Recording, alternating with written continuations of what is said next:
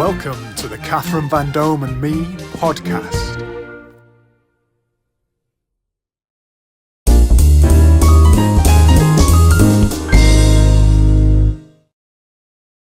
Hashtag hosts and the HQFM quiz and bingo software are proud to sponsor the Catherine Vandome and Me podcast. With HQFM quiz and bingo software, you can use this interactive quiz software at any venue. All you need is an internet connection. Go to hashtagquiz.co.uk for your free trial today.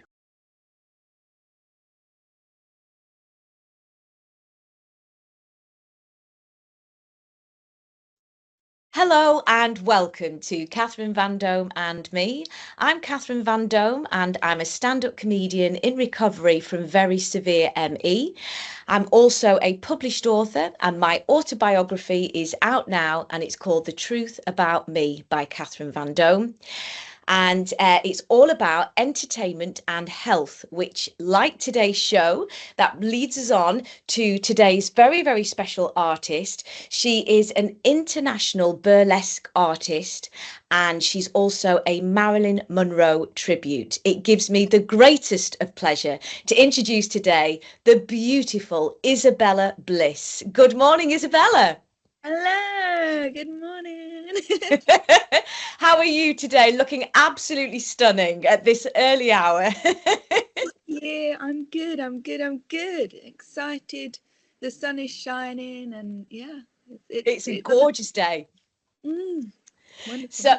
So it's a real pleasure to have you on, Isabella. I heard about your work and I absolutely wanted to connect with you because I've been watching a lot of your socials and a lot of your artistry, which transcends not just the burlesque artist dancing and performance, but it also transcends singing. And you sing very much like the Marilyn Monroe tribute that you perform as, and I think it's an absolute beautiful artist to be able to photograph, model and perform as well. Those are extra talents on top of the modeling, and you also are into body confidence, and I believe you also teach body confidence, which I think is absolutely essential today in today's world. So just tell me a little bit in a brief synopsis of who you are and what your career is, Isabella, please.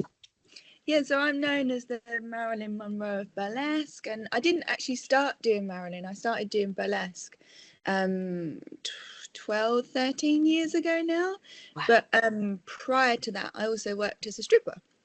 Okay. We can talk about a little bit later, but I'm writing a book about it at the moment. So I kind of got into burlesque a little bit of a different way because I was a stripper first, and I didn't come from musical theatre school, and then I got into burlesque, and I was in this world and watching all these amazing performers and cabaret and variety acts, and I was like, you know, so in awe of the talking comedic singing acts as well. And when I was performing, people started telling me that I looked like Marilyn Monroe, and I just thought they were being really nice. I was like, oh, they're so sweet.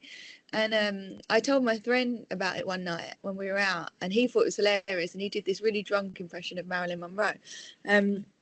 And he used to throw a party once a year called Spontaneous Combustion for his birthday. And everybody, rather than buying a gift, your gift was to perform. And I was terrified of singing. I wouldn't sing, talk in the shower, wouldn't sing in the car. I was just traumatized. And I thought it'd be such a great surprise for his birthday to learn to do Marilyn, because they will never guess, because they know, like, literally they used to tease me about going up and singing, and I'd be like, oh no, like, have a little internal panic attack. So I sort of thought it'd be a really great practical joke and a surprise. And my friend Dr. Voice, he's a vocal coach to the stars, he taught Sam Smith, and he always says, oh, I can teach anyone to sing. And I called him up and said, right, can we have a chat? You told me you can get anyone to sing. I am tone deaf and terrified, but I really want to surprise Aaron for his birthday. Can you help me? And he was like, that's a great idea. So I mean, I already loved Marilyn Monroe anyway. I grew up watching the old Hollywood musical movies, and I just thought she was spectacular. And so to have that chance to play her just even once for a friend's birthday was like, oh, this would be great. So I spent 6 months having vocal coaching lessons and singing lessons and rewatching all of her movies and stuff like that. really understand her. And it was really stressful going to singing lessons, because when I say I couldn't sing and I was terrified, I would literally like have a sweat, like go like drive into the singing lesson, and I'd get there and I'd be like, you know. Yes. But I did it for my friend's birthday, and I loved writing the comedy, and I loved the audience reaction to it. And it got filmed and put on the internet, as most things do. And then people just kept asking me to do it, and then I was like, "What? So I can do this now as well?" And Wow. Wow. I feel like part of that's been my journey through cabaret and comedy and burlesque, of every moment, because I didn't come up through traditional musical theatre training. I didn't, really go to dance college. But I've loved the arts and loved musical theatre and loved cabaret. And I've somehow at every stage managed to do a little bit more and a little bit more, and maybe learn in the traditional old school sense, where you learn what you call like treading the boards. You watch people and you learn. And so I came from a different angle, and each time I've done something new, I'm like, oh, I wonder what else I could do if I put my mind to it, Well, that's absolutely fantastic, and that's a fantastic summary of how you got into this, how you began, and I can't wait to hear all about your life and your career and how it began for you, but also an inspirational story, because you're basically showing everybody today, all the youth of today, that you can be anything you want to be. Would you agree with that? Totally. I honestly think, like, if I could, I come from a working class family on a council estate in Essex, and like, just, you were expected just to get a job and get on with it. There was no, like, it wasn't expected that I would go to university or do anything like that. And musical theatre and the arts just wasn't, anything that was on my radar. Nobody in my family did it. And that is one of the things that I'm really proud of, is to have shaped a life and followed a career and a pursuit just through being brave and courageous, and just turning up and trying and going, I love that, I want to do it, I'm going to try it, and just following it with all your heart. And I hope that would inspire people to do the same, of just chase your dreams and never, I sort of had this moment at the minute. I'm 38 now, and I say to my friend, said to me, when are you going to get a real job? And I was like, I love what I do, and I love it in the sense of, it feels like defying the system of, like, I've never really worked a Monday to Friday 9 to 5, and I've shaped and created my own career. As John Lennon says, find a job you love and you'll never work another day in your life. It's exactly that, isn't it? And on that note, Isabella, I want to introduce today my podcast co-host, who is my little dog Tinker. And he wants some words of wisdom about how to stay young and youthful. And he's going to give you a little wave. This is Marilyn Monroe. Look at this. You're meeting a real star today. And have a little guess, Isabella. I always play this game. Have a guess how old do you think he is? Oh, maybe he's 7. He's 16 and a half in his 17th year. So he's going to drink from the same fountain of eternal youth that you are today. And he's very empowered by body empowerment and confidence. And it's a real pleasure, as I say, my little co-host. So I'm going to put him down so he has a rest by the fire. There you go, baby. And he's it's a real pleasure. Have you got any pets yourself, Isabella? No, I can say to you, I haven't got any pets, but I've got 2 house plants that I'm quite proud of. I was going to say, you're either a pet person, or some people say I can barely keep a plant alive. How do you manage? I would love to have pets, and I love animals, but just with my schedule and being away a lot. But I get my animal fix because I go to my mum's and they've got 4 dogs and a cat, and my brother's got a dog as well. So I go to my mum's and get my animal fix, and I cuddle all the dogs and stroke the cat, and that's nice. Oh, that's lovely. And speaking of your mum, what I want to ask is, going back in time, Isabella, because I really want to get the story arc of your particular story without dipping in and out, because I think it's going to be such an empowering such an empowering story. And I want the audience to know as well, you are suffering with flu symptoms today, aren't you? God bless you. So, Isabella, with your permission, I would love to go back in time and hear a little bit about your parents, your mother and father, their influences on yourself in young childhood, where you grew up, where you went to school, and a little bit about the early years. And we'll just go bit by bit through your career. So, how did it all start, and where were you born? So I was born in Basildon Hospital in Essex. Wow. Yeah, lived on a council estate. My mum and dad. I'm one of 4 siblings actually. And I'm the oldest, so it's like the responsibility. I have 2 younger Yes. brothers and a younger sister that are not into the arts at all. My sister actually is studying forensic and applied sciences at the minute. She's super smart. But yeah, one of 4. We didn't have a lot growing up, but when you kind of don't have a lot and you don't realize you don't have a lot, because my mum was really good at she made clothes for us and she cooked everything from scratch. Actually, we used to laugh as kids because even though like we grew up with not a lot, my mum made all the food from scratch. She made cakes and we'd make desserts, and all the dinners were from scratch. And we used to have what we call like a council estate dinner once a month, where we would have like whatever the chicken shape was, covered in breadcrumbs with some sort of waffle potato or alphabet potatoes or alphabet spaghetti or something like that. And we used to laugh because we'd be like, "Mum, is it council estate dinner tonight?" Was that your favourite, you mean? It was like a weird treat, yeah, because she made everything. But excuse me. I'm even though I'm one of 4, so I have a different dad to my brother and sisters. My dad left before I was born. So my stepdad raised me, and I kind of have a lot of respect for him in that, because kind of I think when somebody chooses you and chooses to take care of you and chooses to show up, my mum and I call him my dad, so my stepdad, they divorced when I was 15, and he still chose to be my dad, and he didn't have to, and we have a great relationship now. I love him so much, and he's been a great inspiration. But yeah, so we grew up with not a lot, and played out and did all. I suppose I said this to my friends the other day. I said I'm part of the last generation that remember the world before the internet and technology and social media, and it was great. Kind of, you used to have to actually log on to a computer to go on to MSN Messenger to chat to people.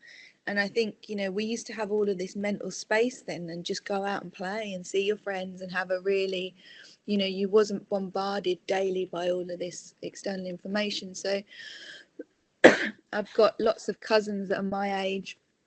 I'm actually going out with my cousin for lunch today. But I come from a big family as well. My mum's one of 7. So I always had lots of cousins growing up, and the whole family would get together and we'd have all of these days out and stuff. So what I hear you saying, which is lovely, Isabella, is you grew up with not very much, which parallels my own circumstances. We didn't have a lot either, and we would celebrate that because, as you say, I'm from the north, Lancashire, and when you don't have a lot, you don't want a lot, and when it comes to Christmas and birthdays, we're sort of today's world, they're kind of bombarded with a little bit too much. One gift used to be magical and you would play with it. And today there's just perhaps an over giving, an over sort of extension of too much. Everybody's got too much of everything, and they're not perhaps understanding just how joyous it is for the little things. Exactly what you've just said, appreciating the little things and people. The most empowering thing you've just said is the fact that you had a mother with 7 siblings, all this gorgeous family around, and lots of play. And I think that's what I'm hearing you say. We've lost the ability to play. Would you agree? Yeah. We used to be let loose in my nan's garden. Like I say sometimes, I don't know how we survived our childhood, because we were just allowed to go out and play and just do really dangerous stuff that now probably you wouldn't let kids do. But I think that's how you learn, don't you? You learn, you fall over and hurt yourself and learn not to do it again. But yeah, I think growing up with a big family and siblings, that playtime, and just having people to hang out with was really nurturing, I guess.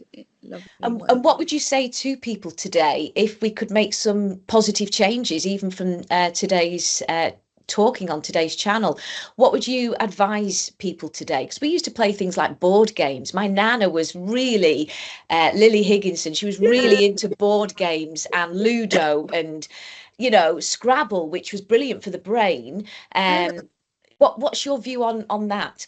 We had that too. So when we would go to my nan and granddad, she had what cards that must have been as old as the dawn of time. These cards were held together with elastic band, dominoes and checkers. And at my mum's, we had the games cupboard. We had the entire collection of MB games.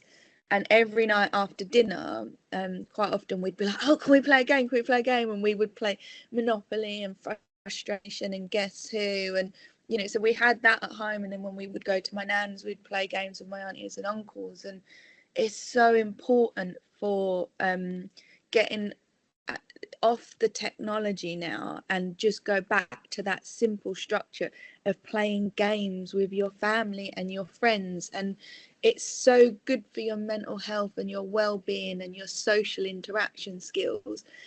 Some of my friends, we do it now when we get together. We have like games night. You know, we'll play Cards Against Humanity or whatever the trending one is now, and or we'll play the After Eight game. And I think we need to understand that even in the advancements of technology and social media, we're actually losing social skills and the ability to connect with each other.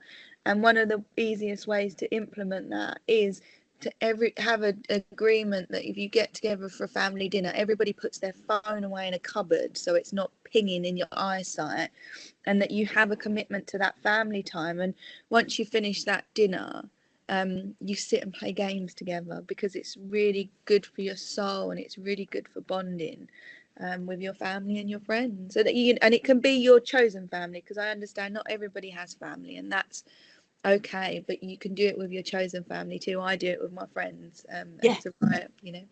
And I was just going to say, and it's finding like-minded souls, because as you say, not all families have that connection, and that's very sad, because I also think that particularly in the last 4 or 5 years, we've had an enormous sort of rattle of the entire of society, and that many people have been divided by circumstances that have occurred, and families have separated in many ways, and you know, we're getting this terrible divide in society, which we don't need, we don't want.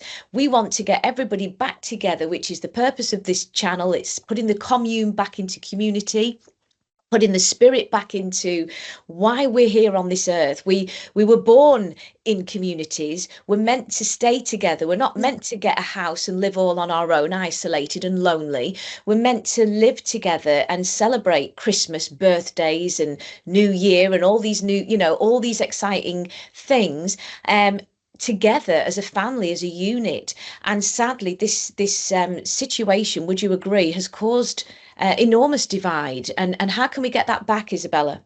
I think we will look back in years to come and realise that this part of history has had a massive negative effect on people's mental health. You know, we are social beings, you know, in terms of when they look at longevity and they look at centurions and they go, how, you know, why have these people lived to 100 and are happy and healthy and well? And when you look at their social environment and their social structure, it's because they have a sense of community, they have a sense of family, they do activities with these people. And I think it's understanding the simplicity of that, isn't it? Of like, how can you shape into your week spending social quality time with people that you love and care about? And if you don't have friends or family, but you can create a way to reach out, you know, set up your own little community hub of, you know, a tea afternoon tea event, set up your own, you know, or start a hobby, or, you know, set up your own little gaming event. There's many things that we can do actively to reach out and reconnect with people, and we're much better when we're surrounded by people and we sit at tables and have conversations, because what's happening is everybody's retreating into their own world, into their own home, and becoming so isolated, but yet spend all of this time on social media looking at this stuff, and then you see all of this negative swarm on social media of people writing mean stuff because they're not happy. Yes. Whereas if you actually went out into your community and spend time with people and make friends and understand people, I feel like we're somehow losing the ability to understand somebody, and that's what quite often causes arguments of, you know, difficult conversations, whether it be around religion or politics or anything like that. You know, when we grew up, people had different opinions on politics and religion, but you sat at a dinner table and you spoke about it in a really, like, trying to understand where somebody was coming from and trying to express your opinion, but you sat there face to face with that person and had a compassionate conversation and tried to understand them. Whereas people seem to have these arguments on social media because they don't have that human connection. You're just seeing words written on a computer screen and not actually sitting in front of the person and reading their facial expression or their body language. And it's so important that I think certainly I'm going to be doing more of it this year, is just get off my phone and just sit in rooms with people and friends. I think what I hear you saying is we need to get back that that absolute physical connection, that mind-body experience, which is what life is about. It's important to get back physical hugs, connection. Don't point the finger at one family member or two and push them away because they have a different opinion to what yours is on anything. Bring them closer to you. Yeah, I think we've lost the ability to communicate and debate with each other in a really kind way. Yeah. Part of the isolation and the fear. And I think what is really important to remember is, as human beings on this planet, we all just want to be loved. Yeah. It's as simple as that. We want to be loved by friends, we want to be loved by family, we want to be loved by our peers, and we need to love ourselves. And it kind of starts with, you know, if you don't love yourself, you can't give love to other people, and therefore you're you know, have this negative self-talk with yourself, and you hate yourself, and then you lash out and you take that out on other people, and it presents itself in many ways. And I think it's taking ownership of that, isn't it, and learning how to truly sit with yourself and accept yourself, but also understand that we are beings of love. You know, we just want to be loved, and we want to love people around us.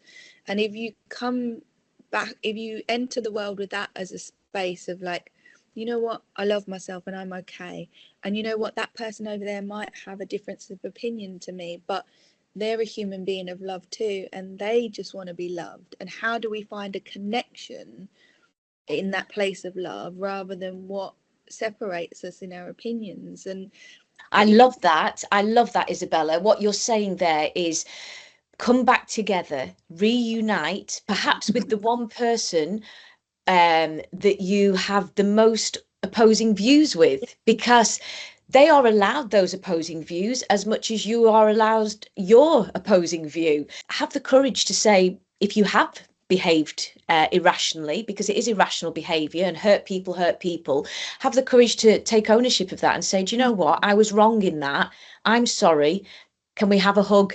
And I think that's going to bring us all back. It has to. So what's your view there, Isabella? yeah, it's not being afraid to have difficult conversations with people, isn't it? If somebody's done something to upset you or blah blah blah, we seem to have this, like, shut off, like, oh, I'm not going to talk to that person, I'm going to cut them out. And for some people, you know, if some people are really not in a good place, sometimes that is necessary. But Yeah. most of the time, like, being able to calmly sit with somebody and have a conversation and be able to say, do you know what, you're my friend and I love you, but what you did hurt me, and it hurt me in this way, and maybe you didn't realize that you did that. And, you know, it's being able to sit and have those conversations with compassion and expressing your feelings without blaming somebody.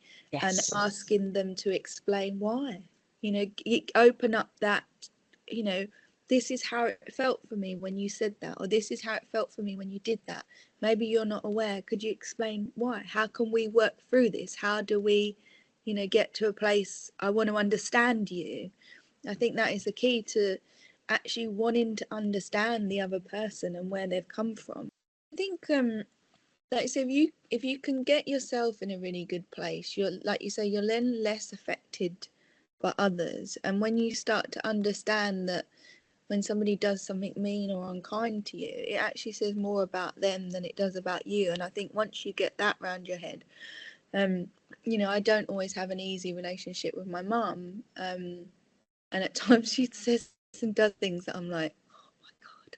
And sometimes I try and sit and talk to her about it, and then sometimes I just have to kind of go, she is who she is because of the upbringing that she had. Yes. And all I can do is meet her where she is, and I can love her where she is. I can correct her sometimes when she's been a little bit, I can be like, Mum, that was a bit mean. But I can only meet her where she is emotionally. I can't have that expectation of her to be anything other than who she is. But what I can do is choose to love her regardless of that. I have some friendships that, I love the person deeply as a friend, but they're quite toxic. And that toxicity will present itself in jealousy and, trying to do things to make me sad or angry, or trying to do things to mess up elements of my career or anything like that. And it kind of, just get really stressed about it. And I just think, I can't, do anything about that. That person I know is in a lot of pain and a lot of suffering with insecurities. And I can only meet them where they are. They're on their own journey, and they need to do their own work. I can empathise with that, what you're saying there, Isabella. And I think that, as we said earlier, hurt people hurt people. Nobody does something unkind. Nobody pushes you away or rejects you or says something unkind or tries to bring you down unless they're in trauma themselves. So what we're talking about here is trauma, whether it be childhood trauma, whether it be current trauma, and just the trauma of the last 4 or 5 years would be enough for some people to feel depressed and anxious. And as I said, I myself and a lot of the ME community in particular, we were sort of hardwired and ready and prepped for isolation because we'd already lived it and in bed for many years. So I do believe that bad things that happen can sometimes be a preparatory exercise for when something else happens, so that you have then got the tools to support other people. And that's really what, again, this channel's about. And I love your eloquence in how you speak, Isabella. You don't just have a beautiful speaking voice. You have an eloquence and a humility and empathy that oozes. And I think anybody watching today is going to feel very empowered by the way you speak. It's very authentic. And at 38, to have found your authentic self, I mean, we're always searching for that, is a real blessing to see. And often that does come from going through our own traumas. Again, I highlight in my own book, and you're going to share today, I'm sure, that your own pathway and in life, and how that brings you to this position of forgiveness. Because the last chapter of my book, I say, forgive everybody, everything. And the way I deal with trolls now, I'm sure you also are the victim of those. The way I deal with that is one recently, just last week, said something very cruel. I would never buy your book or something unkind. And I replied, I want to encourage you this year in 2025 to write your own book. And I guarantee you that if you do that at the end of the year, I will buy it. So it was a way of sort of dampening down the hurt, but also showing love.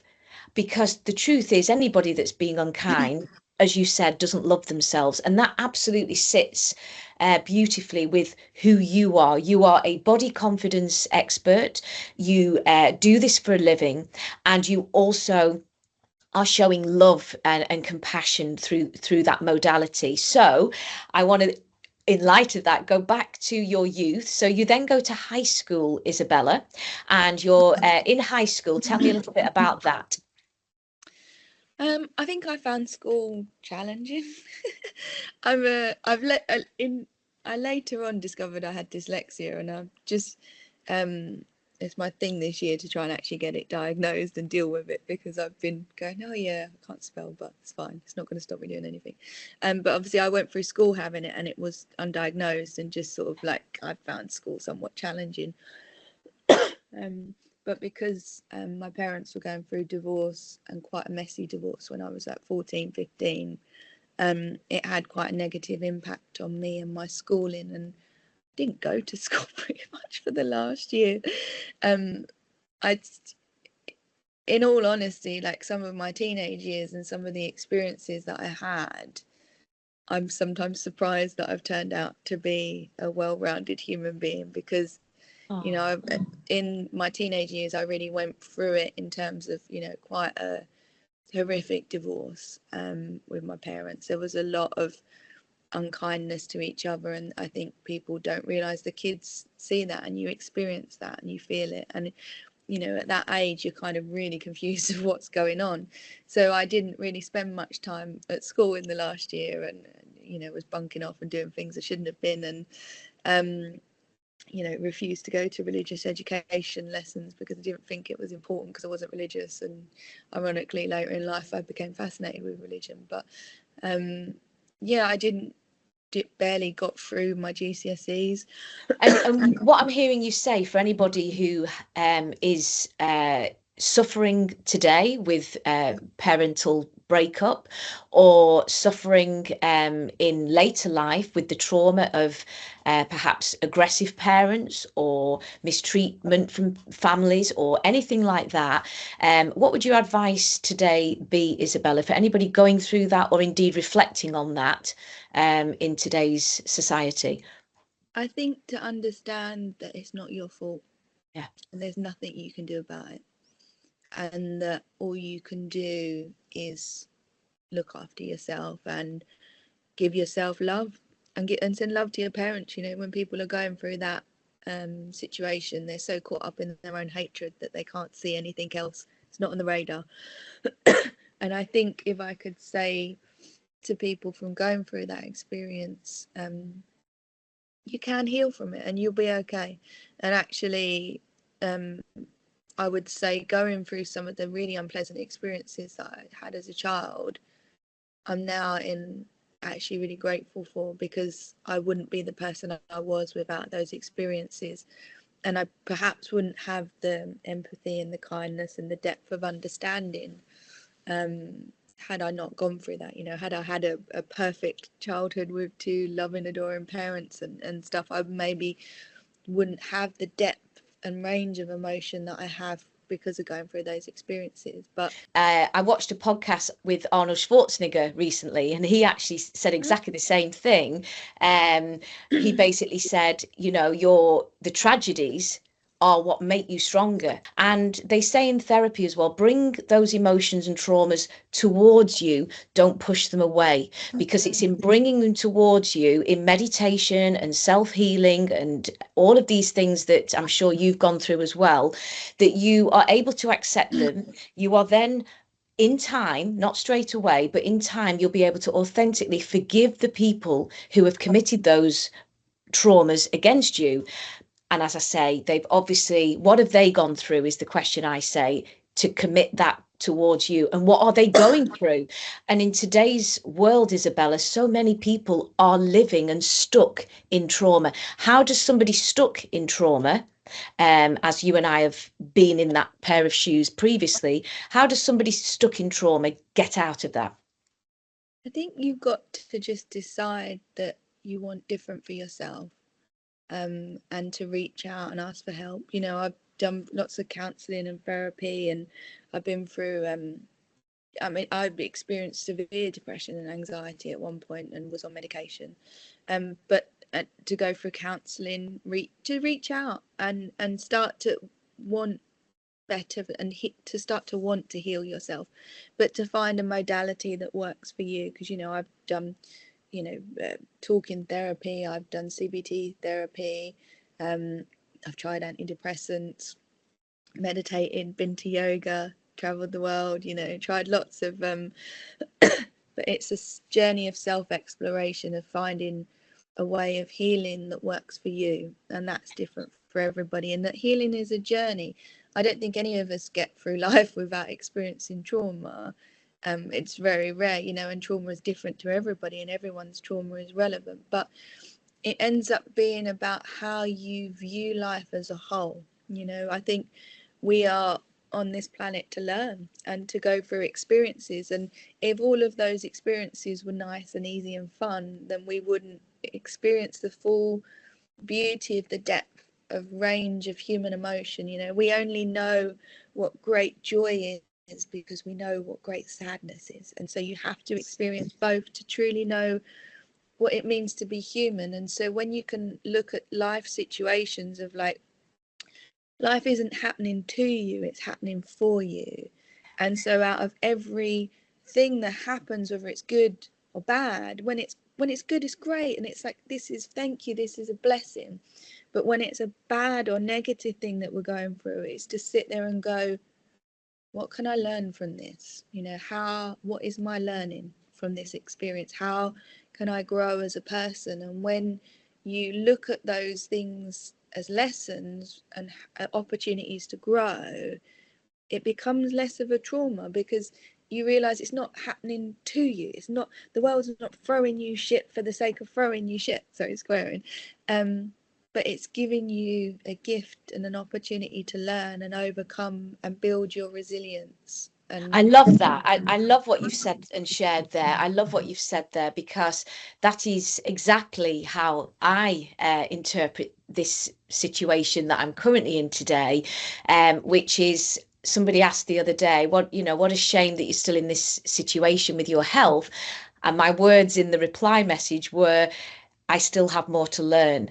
And I can't believe that you've literally just said exactly that. And this is the beauty of today, that we have so many connecting thoughts and feelings with each other. And I'm finding that just from all the guest artists that have been on the show so far, that we all have the same human spirit. We all want love. We all want to be loved, and we all want to be accepted for who we are. As you say, love starts with yourself and self-love.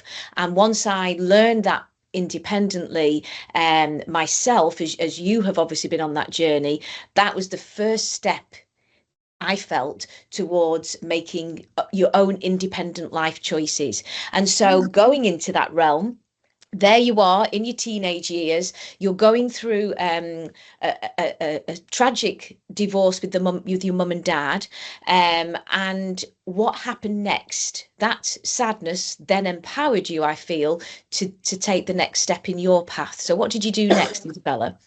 Yeah, I mean, I think it took a while. It wasn't like an overnight. I mean, I left home at 15 the first time and was living in not a very good situation, and then went back, and then I lived with an auntie and uncle for a year. And I would say in some respects, they saved me. Not in a forceful way, but just to live in a space. I love my auntie and uncle so much, and they have so my uncle is fascinating. He cracks me up. He was in the Merchant Navy in the 60s and 70s, so he traveled the world, and he has all of these great stories of wild adventures that he's been on. And I love when he sits and tells me these stories, because sometimes I'm like, Uncle, how are you alive? But it certainly inspired me to travel. And my auntie is a wonderful person. She's a redhead, so she's very fiery and very fierce, but she does not take shit. And I love that about her. And she will tell you as it is, and you kind of go, but she means well. And so I lived with them for a year, and they actually helped me get my own place. And Wow.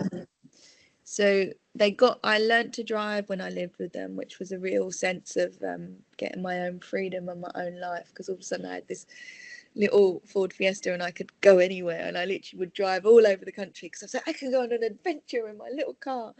And so yeah, they helped me, well, encouraged me and loved me. I think, you know, they loved me and supported me. So education wise, that wasn't something, because of your personal circumstances and what you were going through, that wasn't a path you wanted to take. So moving forwards, what job did you get first? And then we want to go into the work that you've been doing.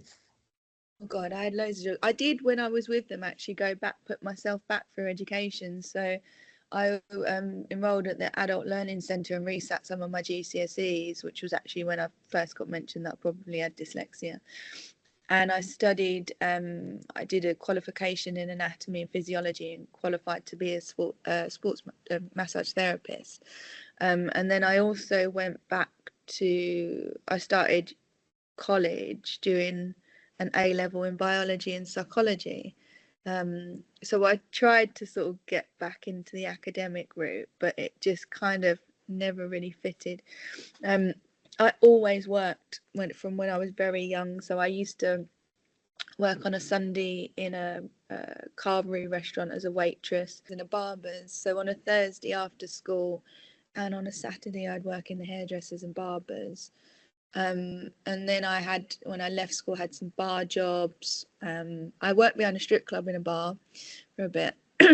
And was that in Essex?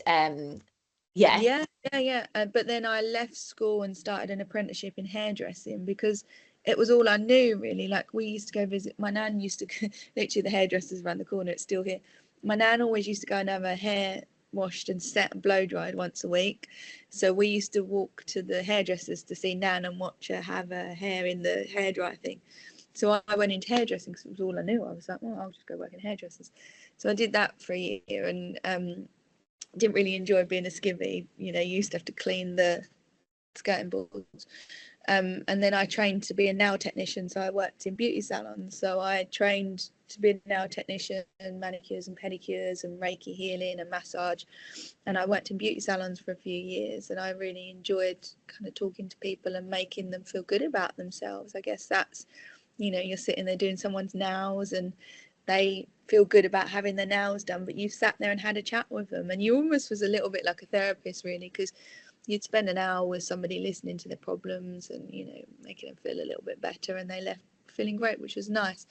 It is like that. I was going to say the hairdressers, and I think that's another community link. I'm going to say a shout out to my hairdresser, Gemma, who has this beautiful salon. She's had it for many years, and it's a fantastic trade because everybody needs their hair cutting. And as you say, you do become like a therapist / hairdresser because you say, how are you? It gets back to what you're saying earlier about retaining those community links and making sure that you, you know, are reconnected with society in all these different ways.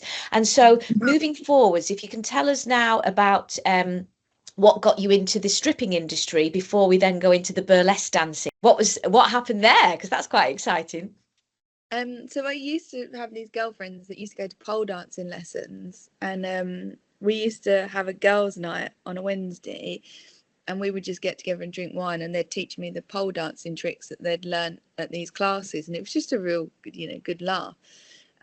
But I'd got my house, my first home, and I was working in a nail salon and just couldn't afford anything. Every time a bill came through the door, I'd cry, and they couldn't give me any more hours, and it was just a really difficult time. And I thought, God, what can I do to earn some more money? And I was like, I have learnt to pole dance, like maybe, you know, because I'd worked in a bar and a strip club when I was 18, and I thought, oh, well, you know, I've just got these bills to pay, you know, if I can just do it to get myself out of financial trouble, because, you know, as you'll know, when you're young, you know, I was 20 years old, living on my own, no financial support from anyone, no real kind of, I wasn't close to my family in that time.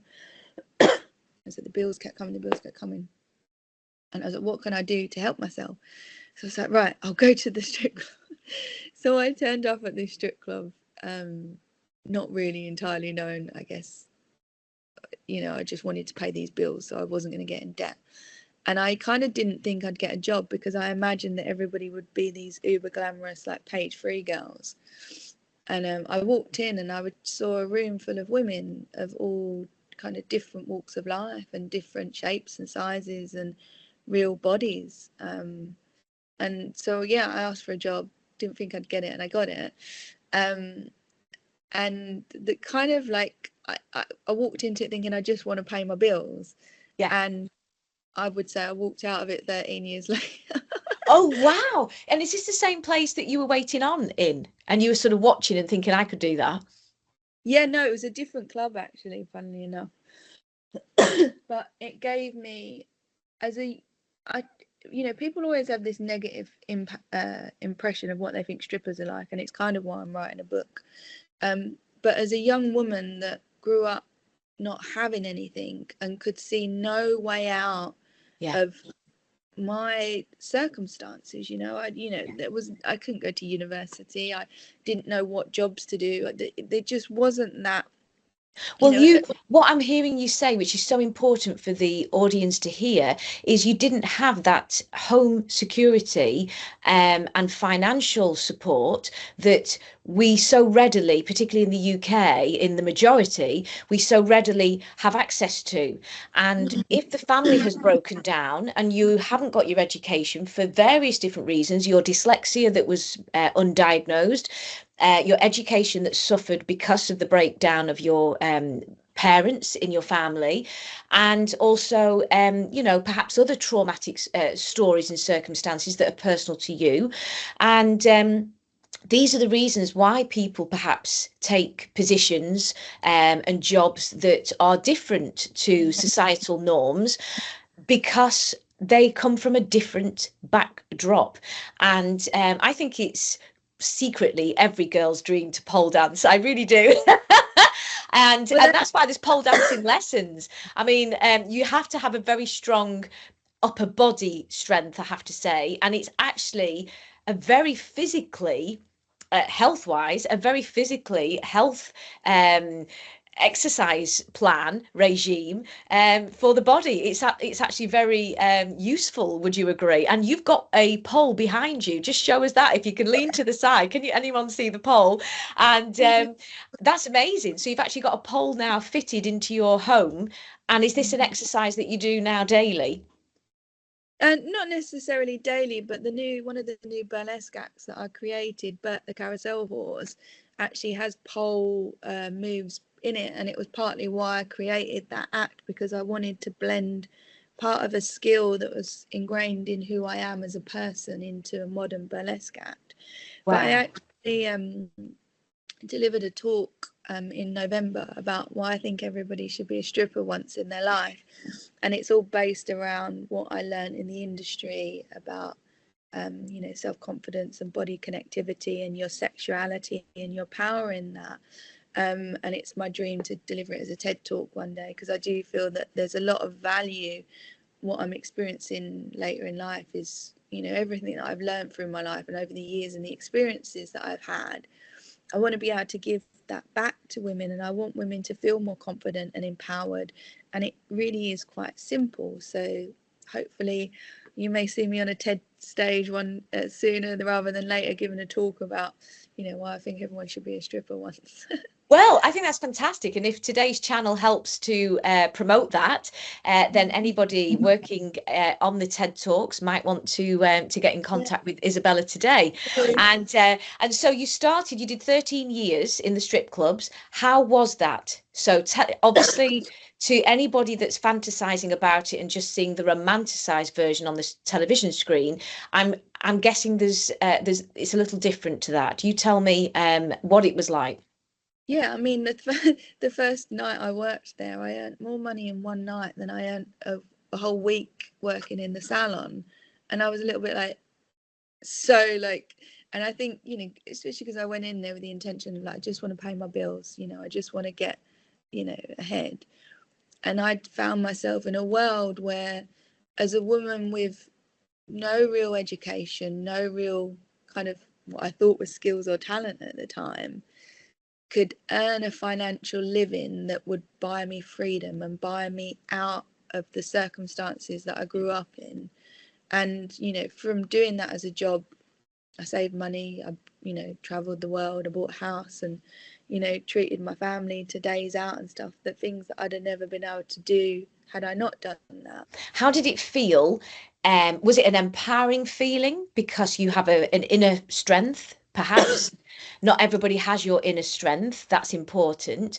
How did it feel? And was there any, unnecessary actions and behaviour of others that weren't so grand? Or what was the experience like for you? Yeah, I mean, it's a really tough industry.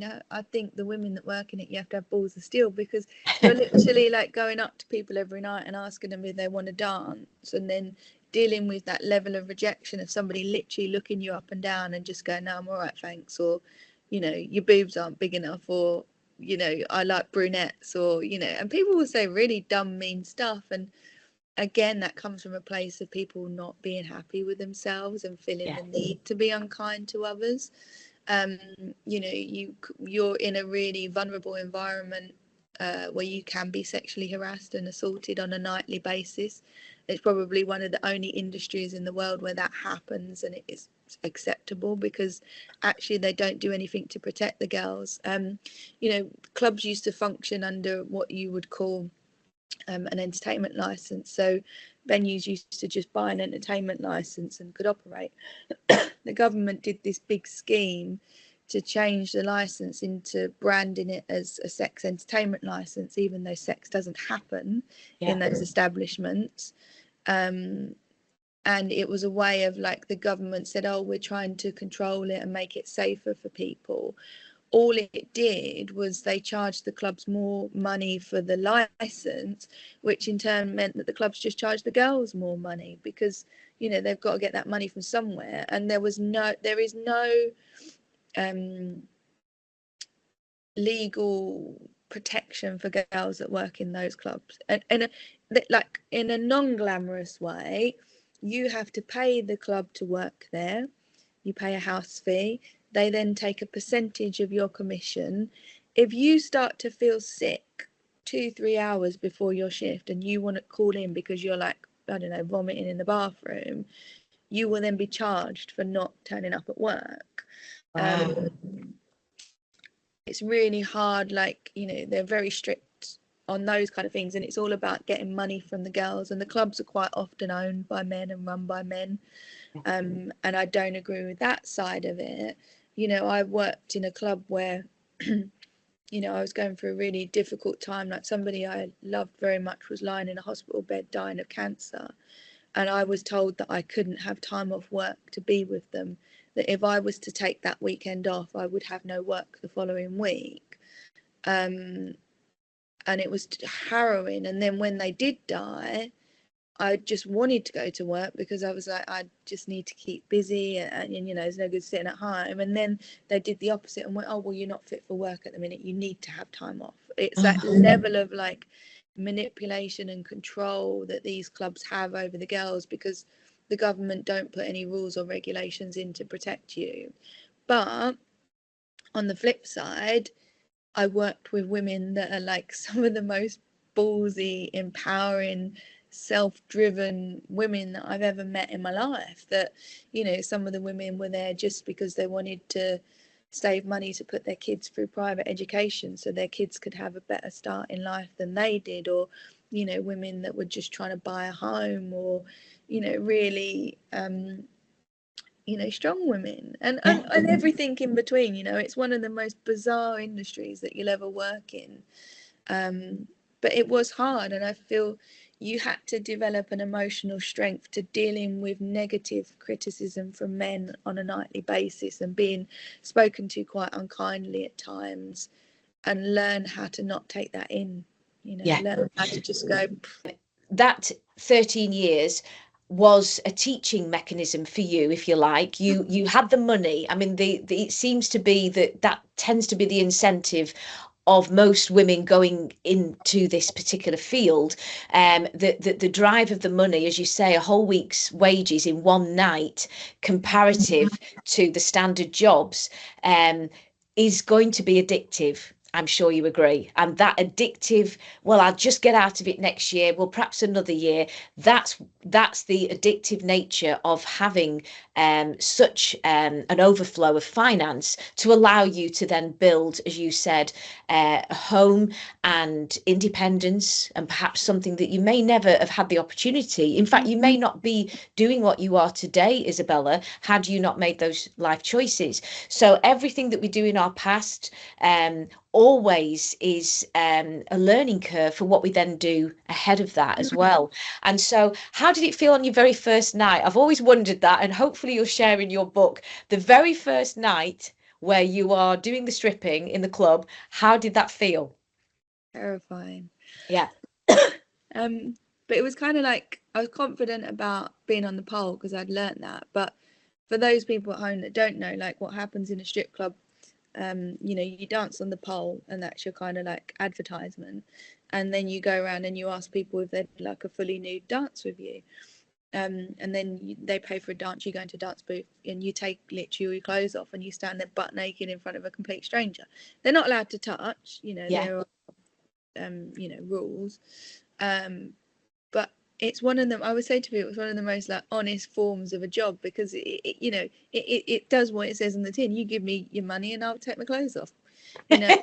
Real honest, like but it was terrifying. But then once it's kind of like once you did it and you got over that, and you like, and maybe that's my perception of like, we're all born naked at the end of the day. We're just so culturally forced upon us that there is a level of shame about it that actually seeps out in society and how we view ourselves. You know, we're so sexually oppressed, it's ridiculous that we're told to be ashamed of our body. And I felt like there was a revolution where we weren't allowed to be ashamed. We were learning not to be ashamed of our body.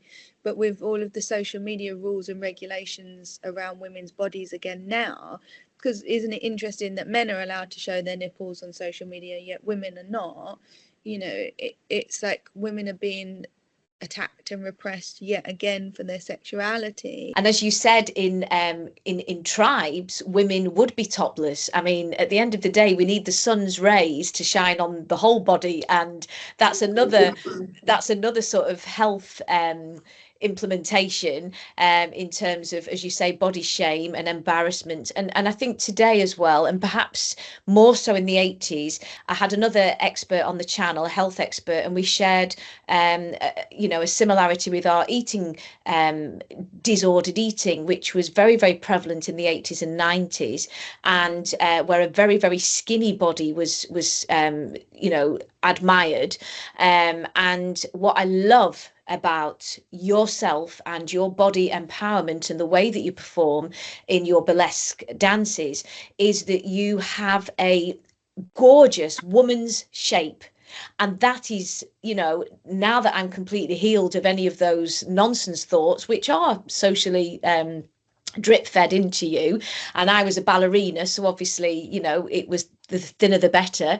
I now have a warmth about loving the female body shape as it should be, because we should embrace our own body type, whatever that is. So if you've got a very slim physique, that's great, because that's your God-given shape. And if you've got a slightly larger physique, that's also great.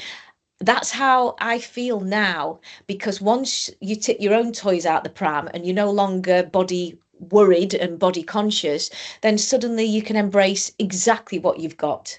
And that's really where you are also. Is that right?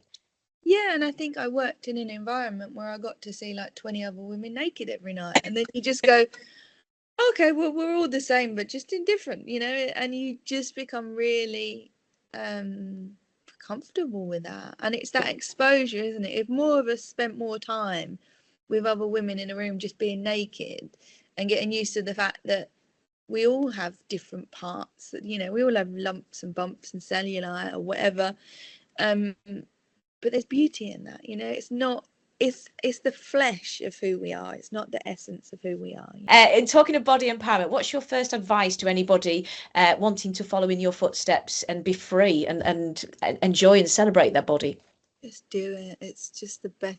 I always say to people, like, I'm so comfortable with being naked, it's to the point of dangerous, you know. Like, you spend enough time with me, you realise I just don't sometimes like putting clothes on.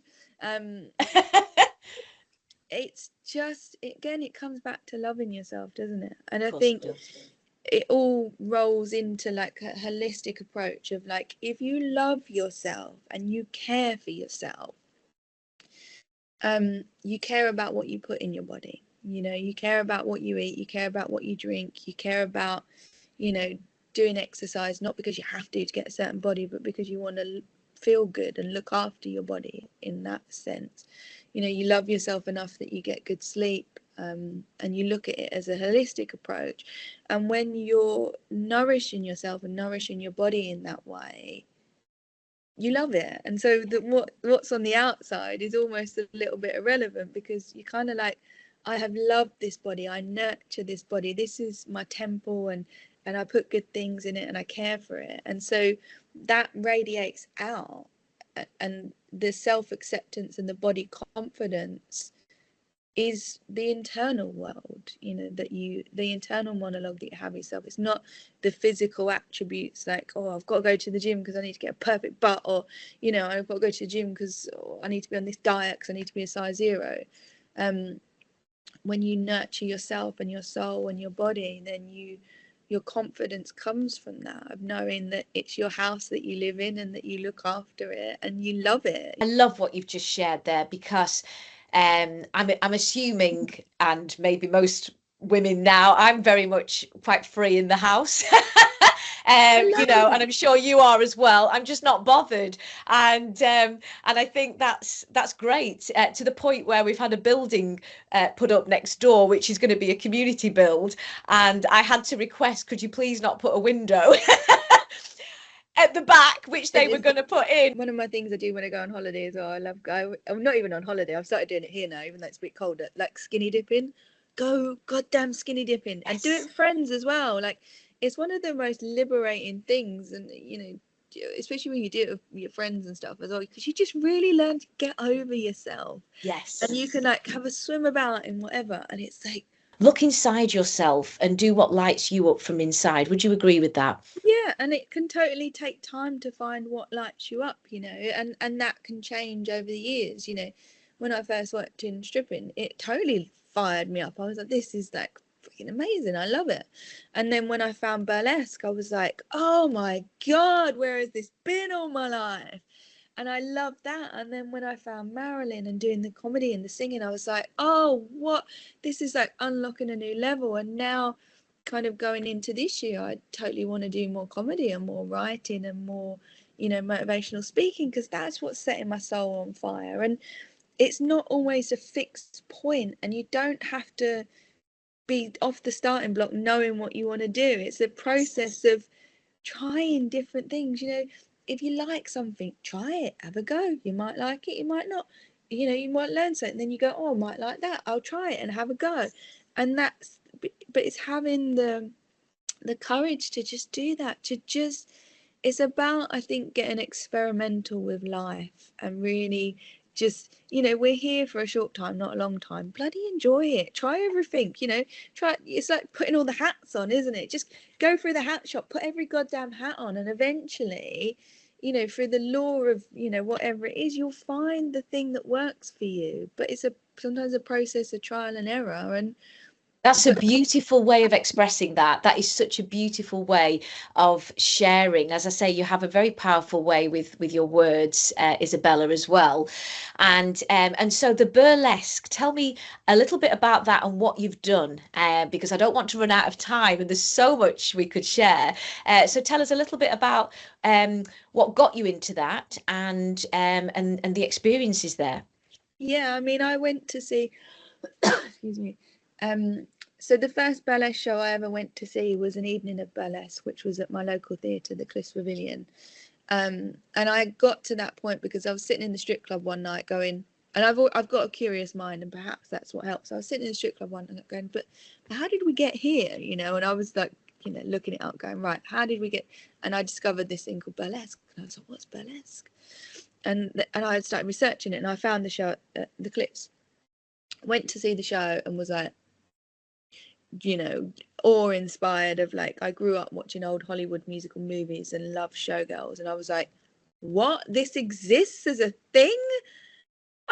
I want to be part of that. That looks like a great, feathers and rhinestones and comedy and song and everything that I grew up loving. I'm sold. And that was it. I was hooked. And so I went home, did all the research I could about the history of burlesque and learning about the legends and the women that shaped it and how, you know, they really transformed society in their time in the 30s, 40s and 50s. If people get time, look at the history of burlesque. The women were so courageous and so bold. Again, it's that kind of expression of female sexuality, particularly in a time when it was really oppressed and women weren't allowed to be that way. And I kind of was like, wow. So went home, did lots of research, started applying for lots of shows. This is a true story, actually. That one of my friends runs an entertainment company and produce singers and stuff. And I rung them up and I was like, do you need burlesque performers? I'm going to do burlesque. And they were like, oh, no, we don't really get much asked for that. But I sent them all my stuff anyway. And we were away with family for my birthday. You know, they bring the cake out and they're like, make a wish and blow the candle out. And I was like, I really want to get my first burlesque gig. Blew the candle out, drove 20 minutes down the road, my phone rang, and he was like, it's about this burlesque, I've got a gig for you. And I was like, what? That is like the universe working at lightning speed. Anyway, I got into burlesque, went to every show I could. You know, I worked hard. You know, I think now people think that they can do a 6-week burlesque course and they're a burlesque performer. You won't, you'll struggle to survive. I worked hard. I treaded the boards. I went to shows. I supported community shows. I watched. I learned. I did gigs relentlessly until I got good enough. And I was actually by chance doing a show at my local casino, and the producer of an evening of burlesque was there, unbeknownst to me, at the bar. And I recently got my giant martini glass, and I was performing that. And they came up to me afterwards and went, I'd like you for my show. And I went, oh, what show's that? And he went, an evening of burlesque. And I was like, so it, like, within maybe a year and a half, I'd been scouted for the show that was actually the show that inspired me to do it. And I've been on that show, oh God, like 11, 12 years now. And I've, you know, toured with the show all around Europe. Become the headline. I worked my way up, you know, again, I started at the bottom and worked my way up and earned my dues and watched and learned, and I became the headline burlesque performer on the show, and my picture got put on the poster in my glass, and I've been on posters all up and down the country and around Europe. We did the West End a couple of years ago, which was like, again, like you know, a girl that grew up in a council estate in Essex with no qualifications, and I'm headlining a show in the West End, doing my own, not only doing the show in the West End, but doing my own material. You know, all of our acts are self-created, self-made. So whereabouts in the West End, Isabella, did you do your show? So we did the Adelphi Theatre, Wow. which was amazing. Every time I walk past it now, I'm like, my life's fucking awesome. Sorry, but I was like, did that. You know, it's That's amazing. incredible. So was your picture like outside the Adelphi Theatre, sat in the champagne glass? Is that what you mean? Yeah. So, and it's kind of like, I'm a bit of a hoarder with show posters and stuff, so I've collected loads of show posters over the years, and it's kind of like, you know, if you could go back and tell 14-year-old me that one day you will headline a burlesque show in the West End, you just couldn't possibly imagine. And I've had so many moments like that in my career, like, you know, during COVID, most entertainment people will have experienced, like, our industry shut down overnight, and I was devastated and heartbroken. I was like, this is what I love, like, I don't want to give it up. The government did this whole like retrain campaign for performance artists, and it was like, what? Like, you're telling people that do what they love, that sets their soul on fire, is every essence of their being, to just go retrain. Like, it's so condescending. And it just, yeah, it was a really scary time. But I weirdly got scouted for a show in London during that time, because the venue that was putting cabaret on was also a restaurant. So whenever restaurants could open, this show could open.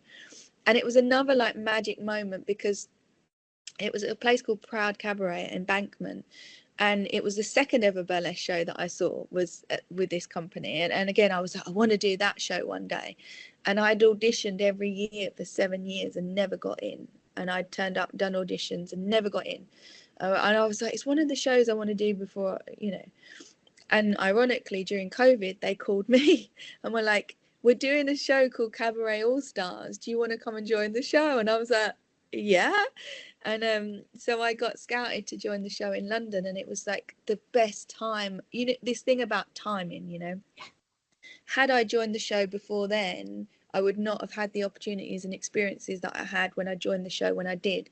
Because when I joined the show, we had people like Denise Van Outen was hosting. I got to work with Julian Clary, Bill Bailey, Toya Wilcox, Duncan from Blue.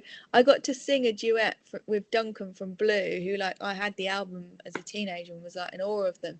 And I remember going into the audition, the rehearsals, and getting a phone call, and they were like, oh, Duncan said, like, he's singing My Way, do you want to come do some Marilyn dancing, like, while he's singing My Way? And I was like, yeah, sure. And I put the phone down. They called me back 2 minutes later, and I was like, Duncan said, do you want to sing it with him? And I was like, like, Wow. died sideways. So I ended up singing a duet with Duncan from Blue, which again was like, if you could go back and tell 14-year-old me that was sitting crying in their bedroom that one day you'll be on stage singing with this guy on this album that you're listening to. And to, So you know, dream big. So what I hear you saying is dream big, yeah, and you just, you know, never say no. And that's, you know, I'm a yes person as well. Whatever comes your way, just say yes, I'll do that, because you don't know where it's going to end up, do you? yeah. And just to have the courage to, like, it's not, you know, anyone that works in showbiz will tell you it's not easy, and you get so many no's and so many setbacks and so many people will tell you you're not good enough. But just, if it's your passion, just keep knocking at doors and keep trying, but also to keep working on yourself and your skills and your abilities. Like, I've got everywhere that I've got through bloody hard work and grit and determination. And every time somebody said I'm not good enough, I go away and work on it. And I'm constantly, as an artist, learning, developing, and trying to build my skills. So you're also a Marilyn Monroe tribute, an international tribute to Marilyn Monroe. So I would love you to share about that experience as well. I wrote the Marilyn Monroe show that I do called One Night with Marilyn in 2017, because I'd been performing as a Marilyn lookalike and tribute for a while, but I was becoming quite aware of people's story and narrative of her being really negative. And I was like, this woman has done incredible things with her life, you know, to stand up against the studio system in the 50s and get director approval. Her story, as much as people look at the later years of her life and they portray her as this, you know, vulnerable victim of a woman that had drug and alcohol addiction and died of an overdose, it's such a depressive narrative. When if you actually look at her life as a whole, and this, again, the circumstances of which she was brought into the world and the environment in which she grew up in, she had a dream of who she wanted to be, and she pursued that wholeheartedly. Yeah. And how many people can you say that have the courage to do that, and to just live authentically, I think is wonderful. And she was a very kind person. She did lots of things behind the scenes, like, you know, in fact, on her honeymoon she was out visiting the troops in Korea and singing to them when she's supposed to be on a honeymoon, because she wanted to give something back to the people. You know, she visited children's hospitals and hospitals that had injured soldiers in, and, you know, she's, you know, helped Ella Fitzgerald in her career, if you know that story a little bit. Did lots of wonderful things, but even to have the courage, you know, people talk about her so negatively, and I'm like, but she did all of these things. You think, even at the height of her career, to be a hugely successful Hollywood actress, she still wanted to be better, and she left Hollywood and went to New York and put herself back through acting school because she cared so deeply about acting that she wanted to be a better actress. It's just, you know, a story of a woman that overcome many things, and still she knew that she had some struggles with the traumas that happened to her, and that she had the courage to go to therapy, go to psychoanalysis.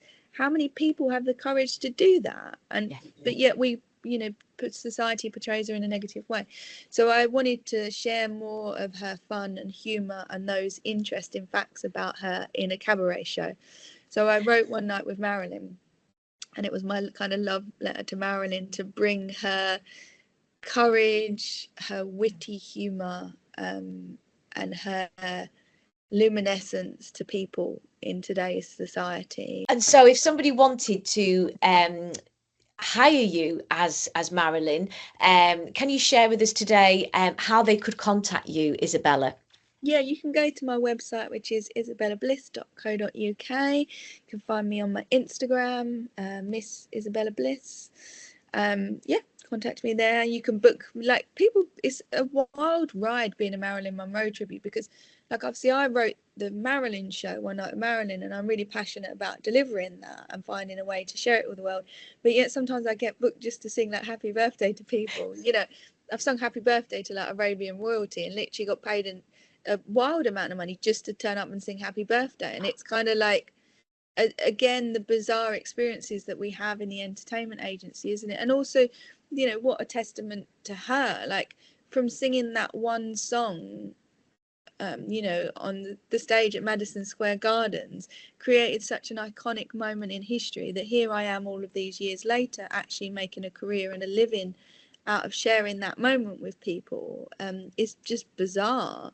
It's incredible, but it's also a testament to the fact that you have Marilyn's indomitable spirit and perseverance, and in the face of adversity and trauma, you, like Marilyn, you picked yourself up, you looked in one direction and then you went into another, and you are forever evolving in your career and in your connections with others, including today, to bring joy to others, which really does ooze from every pore in your body. You're such a happy soul and a generous spirit as well. And what is within the Marilyn tribute show? What can people get from the production? What happens? So it's a really, like, I wrote it as an evening with experience. Although Marilyn sung, songs in the movies, that she doesn't have a huge musical repertoire. Not everybody, unless you was a diehard Marilyn fan, you wouldn't know all of the songs. So the show is more of a cabaret evening experience. So if you was to be, like they used to do in the 50s, when Frank Sinatra and the Rat Pack used to host their shows in Vegas, and they're very informal and very chatty and audience, interaction. So with the show, it is that, like, you're experiencing her, but her in the weird kind of concept of she's in the world now. So in the show I talk about all the husbands, but I make light-hearted jokes about it. I actually do a comedy skit where I'm looking for my next husband, so the audience become part of the show. I sing a song called LOVE, which again I invite audience members onto the stage to be part of the show. So it's a kind of like a homage to Marilyn, but delivered in a really comedic cabaret way. So I share her life stories with the intention of the wit and humour that she had. But I also have lots of audience participation, because I wanted the audience to experience her, of what that would feel like if I could bring her into the modern world. So I get so much joy out of doing the show. I took it to Edinburgh, not last year, the year before. I spent 2 weeks at Edinburgh Fringe doing it, and it was so much fun. And so hopefully this year I'll get to do more of it. And that's fantastic. And this year, before we have to close, sadly, this year you are embarking on a tour. Is that right? And I heard that you're coming up north. Is that correct?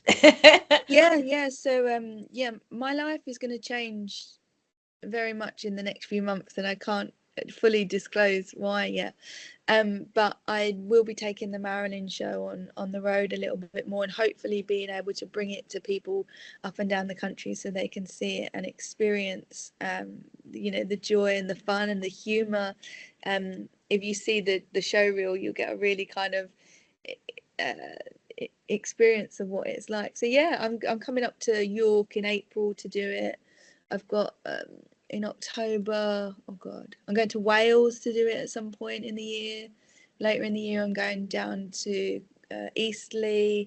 But there'll be dates, if you look out, there'll be dates continually added throughout the year, because I'm trying to get it scheduled and booked in at the moment. And well, That's Some other things fantastic. that I can't say yet, but are coming. Oh, well, that's great. That's fantastic. And the other thing, just before you go, is you also teach body confidence. Now, if you can't help somebody to have body confidence, I don't know who can. So just tell me a little bit about that and where people can find you to learn body confidence. And what does that entail? What would people be buying into there? Yeah, I mean, at the moment, because of my time scales of things, I'm not delivering classes and workshops in person like I was. But I'm totally available if people want to reach out and they want to be coached and mentored on a one-to-one basis with me. I can certainly fit that in. But And what does that entail, Isabella? Just so that we are aware, you know what it's about, but what does the average person who wants body confidence, what would a class with you entail? So I work with people on a holistic approach, and we look at every aspect that's affected their life. And I work on things about actually getting them to connect with their body through movement. So we have different exercises and activities that they work through, different meditations that I work through with them. So it's a more of I'm not going to teach you a 5, 6, 7, 8 dance routine and off we go. You know, because of the scope of the things that I work with, I try and help heal somebody and help them find their confidence, but through practical activities, through mental activities, through, you know, you get homework that you have to do every week with me. You know, I always give you activities because I want somebody to develop their own skills and techniques so they can live with that confidence for the rest of their life, that they're not going to like have to constantly come back to classes with me. Because I think, you know, there is value in going to burlesque classes and having that sense of community and other women that you can work with, and that will build your confidence. But I always wanted to work with people on a more deeper level and actually get to the reasons kind of why, and help encourage them from the inside out, you know. Well, I think that is a perfect conclusion to today, because what you're saying is if we can all heal from the inside out, we can get back to our roots, get the community spirit back, and get the links and community links and connection back, the women to women links, because they're very, very empowering as well as the male female links, the women to women links, get the circle of trust and the support, because women can sometimes feel in competition with other women, which is so unnecessary. I've never felt like that. I genuinely love celebrating other people, which is why I'm doing this show. But if other people can sort of learn from your wisdom, if we can celebrate all of our differences in this crazy world that we live in, then we can actually unite in harmony and enjoy our differences. It doesn't matter what somebody's background is, what somebody's thoughts are, their job, their political preference. Those things don't matter. What really matters is the human spirit and getting into that level of self-love. And self-worth that oozes from you. So final words to you today, because I want to say, Isabella Bliss, it's been an absolute pleasure having you on to today's podcast. I hope you've enjoyed yourself.